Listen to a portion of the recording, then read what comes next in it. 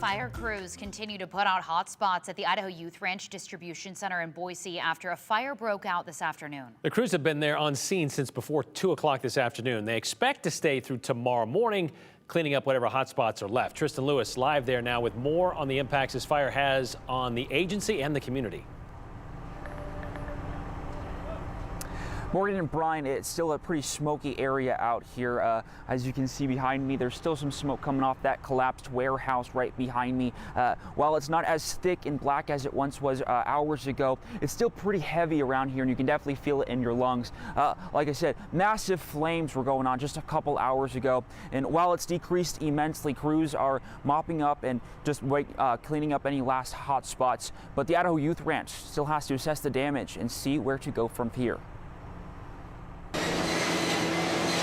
As Boise fire crews work to fight flames coming from the Idaho Youth Ranch Distribution Center. They're going to be here well into the night with the amount of fire load and materials.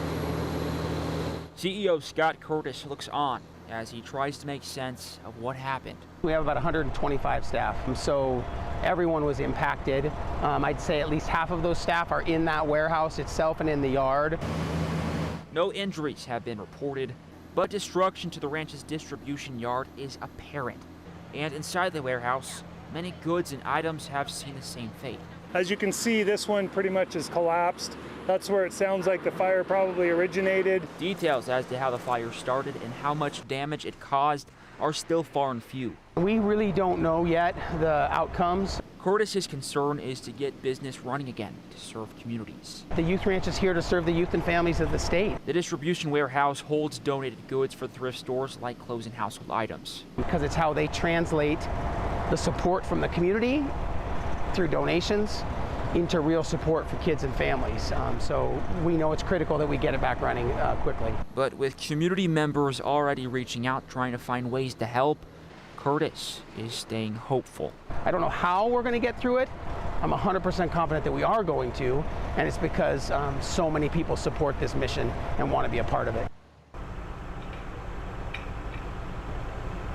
And right now you're seeing just some of the cleanup from today's fire. It looks like those are a bunch of clothes and donated items that were in that warehouse that have now been destroyed. And while Idaho Youth Ranch is still evaluating damage from today's fire, their thrift stores around town will still be open. And also Curtis tells me their new Caldwell location should have no impacts either. There are some concerns about that because it's being used as a long-term treatment residential facility. Morgan and Brian.